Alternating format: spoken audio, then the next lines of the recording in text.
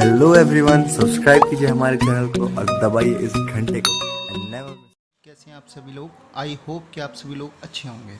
ठीक है, अब देखो, अब हम स्टार्ट कर रहे हैं अपना चैप्टर 2 पॉलिनोमियल्स। ठीक है, इससे पहले जो हमने 9th का मैथ का कोर्स स्टार्ट किया है उसमें सबसे पहले मैंने आपको कराया था चैप्टर 15 कराया था और उसके बाद कराया था मैंने चैप्टर 1। ठीक है, यानी कि अभी हम 2 चैप्टर जो है वो कंप्लीट कर चुके हैं और अपना तीसरा चैप्टर स्टार्ट कर रहे हैं जो है चैप्टर 2 पॉलिनोमियल्स। अब पॉलिनोमियल्स को समझने से पहले एक चीज़ को समझेंगे, एल्जेब्रिक एक्सप्रेशन क्या होता है। ठीक है, एल्जेब्रिक एक्सप्रेशन क्या होता है, किस फॉर्म में होते हैं।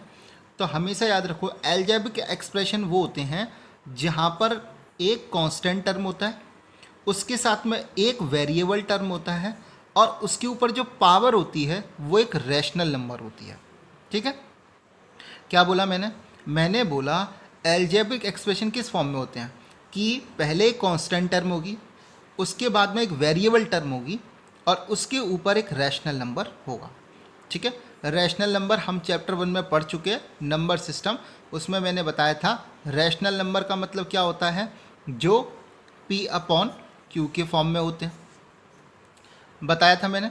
ठीक है, तो वो जो होते हैं वो रैशनल नंबर होते हैं। अब और मैंने इसके साथ में ये भी बताया था, याद करो, तो मैंने ये बताया था कि जो रियल नंबर होते हैं, रियल नंबर, उसके 2 पार्ट होते हैं, रैशनल नंबर और इरेशनल नंबर।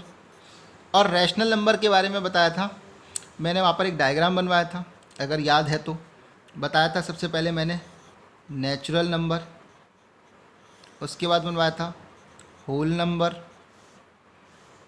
ठीक है, उसके बाद बनवाया था इंटीजर्स और उसके बाद जो मैंने एक सर्कल बनवाया था वो बताया था रैशनल नंबर। इसका मतलब क्या है, इसका मतलब है कि सारे के सारे नेचुरल नंबर रैशनल नंबर होते हैं, सारे के सारे होल नंबर रैशनल नंबर होते हैं, सारे के सारे इंटीजर्स रैशनल नंबर होते हैं। ठीक है, लेकिन क्या सारे रैशनल नंबर इंटीजर्स होंगे? नहीं। क्या सारे रैशनल नंबर होल नंबर होंगे? नहीं। क्या सारे रैशनल नंबर नेचुरल नंबर होंगे? नहीं। ये चीज़ वहाँ पे मैं आपको बहुत अच्छे से क्लियर करा दिया था।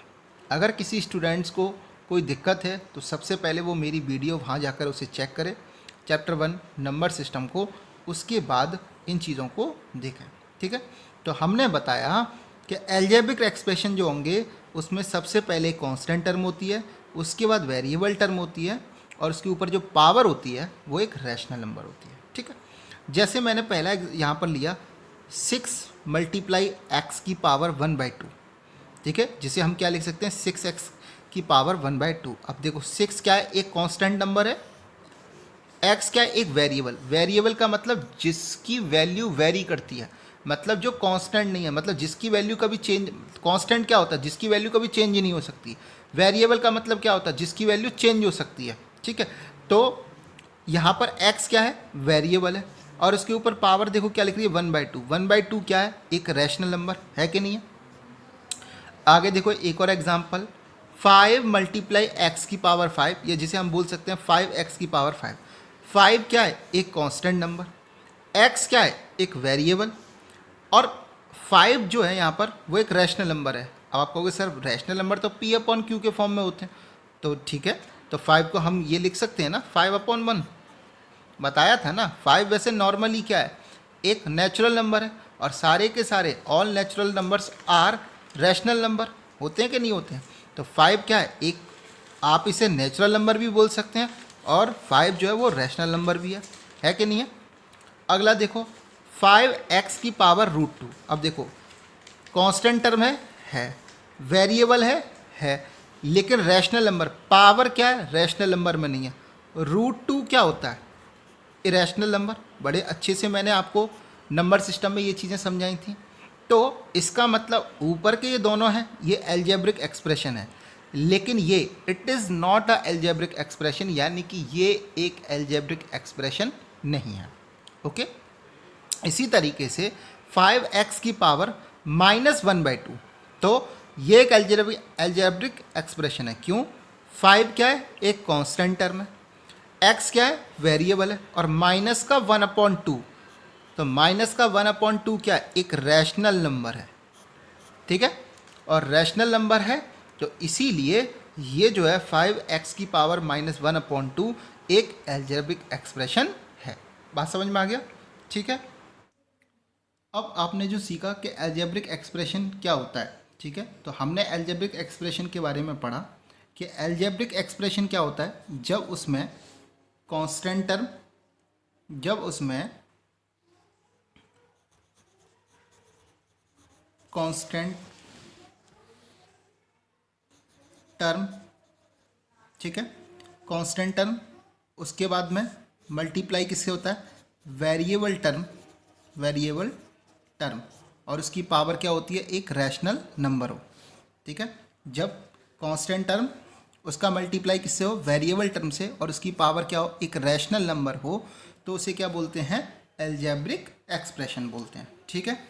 अब अगर आप देखोगे तो जैसे लिख रहा है 2x² + 3x - 3, ये भी क्या है, एक एल्जेब्रिक एक्सप्रेशन है। क्यों, यहाँ देखो 2x², तो देखो यहाँ पर कांस्टेंट टर्म है, वेरिएबल पार्ट है, और 2 क्या है, एक रैशनल नंबर होता है, ये मैं बता चुका हूँ, ठीक है। इसी तरीके से 3 कांस्टेंट टर्म है, वेरिएबल टर्म है, और उसके ऊपर जो पावर लग रही है वो पावर क्या है, 1 है, और 1 क्या होता है, एक रैशनल नंबर होता है, बता चुका हूँ। -3, अब आप कहोगे सर -3 कैसे एल्जेब्रिक एक्सप्रेशन हो सकता है, बिल्कुल हो सकता है। क्यों, इस 3 को आप कैसे लिख सकते हो, 3 को आप अगर आप लिखना चाहोगे तो इस 3 को आप लिखोगे, देखो इस 3 को आप कैसे लिख सकते हो, तो आप लिखोगे 3x की पावर 0 लिख सकते हो कि लिख सकते हो, इसे आप और क्या लिख सकते हो, 3a की पावर 0 लिख सकते हो, और कैसे लिख सकते हो इसे, 3y की पावर 0 लिख सकते हो। अब देखो कांस्टेंट टर्म भी है, इसका देखोगे वेरिएबल पार्ट भी है, और यहाँ पर रैशनल नंबर भी है, ठीक है। तो अगर आप देखोगे constant term, variable part, rational number, constant term, variable part और रैशनल नंबर, 0 क्या है, 0 एक होल नंबर है, तो 0 एक रैशनल नंबर भी तो है, ठीक है। तो इसका मतलब ये जो कांस्टेंट पार्ट होता है ये भी क्या होता है, एल्जेब्रिक एक्सप्रेशन होता है। तो हमने बोला 2x² + 3x - 3 ये एक एल्जेब्रिक एक्सप्रेशन है। अब आपने 8th क्लास में पढ़ा होगा, जितने भी एल्जेब्रिक एक्सप्रेशन होते हैं उनमें ये जो पार्ट होते हैं 2x², 3x -3, ये क्या होते हैं, टर्म बोलते हैं ना, 2x², 3x, और ये क्या हो गया -3, ये क्या है, टर्म। और इन अगर टर्म को और डिवाइड करोगे तो ये फैक्टर में डिवाइड होते हैं, जैसे यहाँ पर 2x और यहाँ पर 3x और ये -3, तो ये भी क्या होगा, -3, ये टर्म भी है और ये फैक्टर भी है, तो ये सब क्या है, फैक्टर हैं। अब इन फैक्टर में 2 जो होता है वो एक नंबर पार्ट होता है, और ये जो x है ये क्या होता है, वेरिएबल पार्ट। नंबर पार्ट जो होता है उसे कोएफिशिएंट बोलते हैं, क्या बोलते हैं, कोएफिशिएंट। जैसे अगर आपसे कोई पूछे कि x² का कोएफिशिएंट क्या है, तो आप बताओगे 2 है। आपसे कोई पूछे x का कोएफिशिएंट क्या है, तो आप क्या बताओगे, 3 है, ठीक है, समझ में आ गया। और इसका कोई कोएफिशिएंट नहीं होगा क्योंकि यहाँ पर कोई वेरिएबल नहीं है, वेरिएबल का ये हमेशा कोएफिशिएंट होते हैं। तो आप क्या बोल सकते हो कि पॉलिनोमियल्स क्या होते हैं, कि it is a chain of term.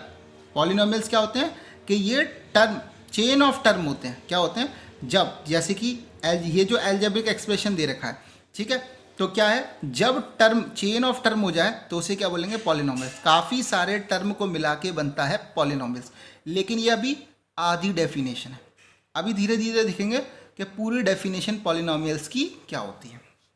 आगे देखो, अब है division of polynomials on the basis of term, के टर्म के बेसिस पर आप पॉलिनोमियल्स का कैसे डिवीजन करेंगे। तो देखो 2x यहाँ पर कितना है, एक टर्म, तो इसे बोलेंगे मोनोमियल। 2x + 5 यहाँ पर 2 टर्म है, तो इसे बोलेंगे बाइनोमियल। 3x² - 2x + 5 यहाँ कितने टर्म है, 3, 1 2 3, तो इसे क्या बोलेंगे, ट्राइनोमियल। हमेशा याद रखो, नोमियल का मतलब क्या होता है, टर्म। क्या मतलब होता है, टर्म, ओके। अब मो का मतलब होता है 1, बाई का मतलब होता है 2 और ट्राई का मतलब होता है 3। तो वन टर्म होंगे, मतलब एक टर्म है तो मोनोमियल, 2 टर्म है बायनोमियल और 3 टर्म है तो इसे क्या बोलेंगे, ट्राइनोमियल। बात समझ में आ गया? ठीक। अगला टॉपिक क्या आता है, डिग्री। डिग्री क्या होता है, हाईएस्ट पावर ऑफ पॉलिनोमियल्स। कोई भी पॉलिनोमियल्स अगर दे रखा है तो उसकी हाईएस्ट पावर जो होती है उसे क्या बोलते हैं, डिग्री। जैसे लिख रखा है 4x minus 3x square plus 5। अब इसको पहले तो रीअरेंज कर लेते हैं। क्या मतलब है कि पहले पावर, सबसे बड़ी पावर को पहले, उसके बाद उससे छोटी पावर को और उसके बाद लास्ट में कांस्टेंट टर्म। तो यहाँ पे लिखा -3x square plus 4x plus 5। ठीक है, तो यहाँ पर क्या हुआ, सबसे इस पॉलिनोमियल्स की सबसे बड़ी पावर क्या है, 2, क्योंकि यहाँ पर x की पावर क्या होगी, 1। तो डिग्री क्या हो गया, 2। बात समझ में आ गया? ओके। अब देखो, division of polynomials on the basis of degree. अब डिग्री के बेसिस पर पॉलिनोमियल्स जो होते हैं वो भी 3 टाइप्स के होते हैं। ठीक है, जिसमें देखो, जैसे यहाँ पर लिख रहा है ax प्लस बी, जिसमें डिग्री क्या होती है, 1 होती है। जैसे x की पावर यहाँ पर क्या होगी, 1। a और b जो है वो क्या है, यहाँ पर कांस्टेंट है, पहली बात कांस्टेंट टर्म है। ठीक है, तो ax की पावर 1 यानी कि ax प्लस बी, ये जर्नल फॉर्म दे रखा है। उस अगर ax प्लस बी के फॉर्म में अगर कोई भी अलजेब्रिक एक्सप्रेशन है तो उसे बोलते हैं लीनियर पॉलिनोमियल। क्यों? यहाँ पर डिग्री क्या है, 1 है।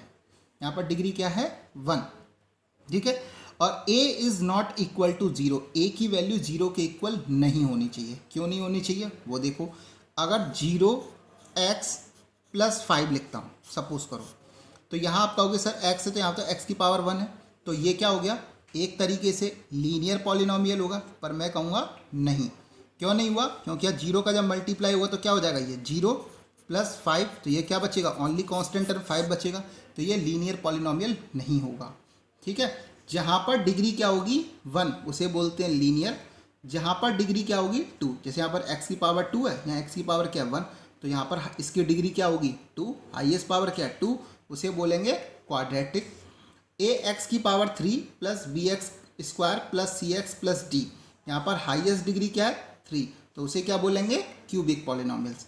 और ये जो हैं, यहाँ पर जो a की वैल्यू है वो कभी भी 0 के इक्वल नहीं होनी चाहिए। क्यों? अगर यहाँ 0 के इक्वल होगी तो ये वाली वैल्यू तो 0 हो जाएगी, प्लस bx प्लस c, तो क्या बचेगा। जैसे यहाँ पर एक चीज़ अगर मैं देखूँ, अगर मैं आपसे कहता 0x square plus 5x plus 4, तो यहाँ पर देखो आप कहते हैं क्वाड्रेटिक इक्वेशन है, मैं कहता नहीं। क्यों? क्योंकि 0 का जब मल्टीप्लाई हो तो 0 प्लस 5x प्लस 4, तो ये क्या बचा, 5x प्लस 4, तो ये तो लीनियर इक्वेशन बन गई है, लीनियर पॉलिनोमियल। ये क्वाड्रेटिक इक्वेशन तो हुआ ही नहीं।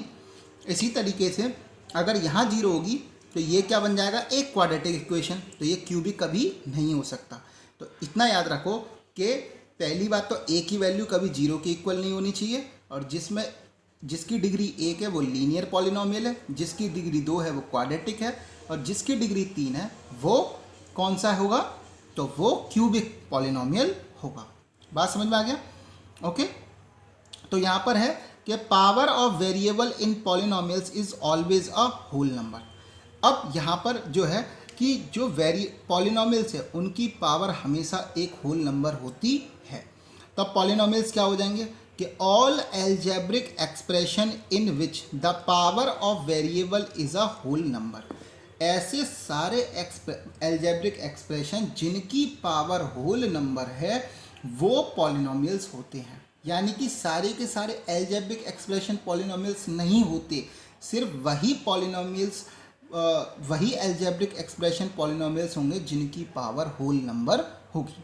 जैसे यहाँ पर लिख रहा है x की पावर -5, तो ये पॉलिनोमियल्स नहीं होगा क्योंकि -5 होल नंबर नहीं होता। ठीक है, लेकिन ये एल्जेब्रिक एक्सप्रेशन है। x की पावर 1.5, तो ये भी क्या है, एक होल नंबर नहीं है, लेकिन ये एक एल्जेब्रिक एक्सप्रेशन है क्योंकि ये एक रैशनल नंबर है। क्यों? 1.5 को आप क्या लिख सकते हो, 15/10 लिख सकते हो, ये एक रैशनल नंबर हो गया। रूट एक्स क्या है, ये भी एक एल्जेब्रिक एक्सप्रेशन है लेकिन पॉलिनोमियल्स नहीं है। क्यों नहीं है? रूट एक्स का मतलब होता है x की पावर 1/2, और ये एक होल नंबर नहीं है, पावर रैशनल नंबर में 1/x² + 1। ठीक है, तो ये जो है एक्स स्क्वायर प्लस वन, ये भी एक पॉलिनोमियल्स नहीं है। क्यों नहीं है बताता हूँ। अब जब इसे आप लिखोगे तो यहाँ पावर 2 है, डिनोमिनेटर में पावर पॉजिटिव है तो ऊपर जाके नेगेटिव हो जाएगी, तो आप इसे क्या लिख सकते हो एक्स माइनस 2 प्लस 1। और यहाँ पर पावर क्या है नेगेटिव, नेगेटिव नंबर कभी होल नंबर नहीं होता। इसका मतलब कि ये भी क्या है एक पॉलिनोमियल नहीं है, लेकिन ये एक अलजेब्रिक एक्सप्रेशन है। ठीक है, तो अलजेब्रिक एक्सप्रेशन समझ गए जिसकी पावर रैशनल नंबर हो। ठीक है, लेकिन पॉलिनोमियल्स वही अलजेब्रिक एक्सप्रेशन होते हैं जिनकी पावर क्या हो, होल नंबर हो। बात समझ में आ गया। तो इस तरीके से आपका जो इंट्रोडक्शन का पार्ट है वो होता है खत्म। ठीक है।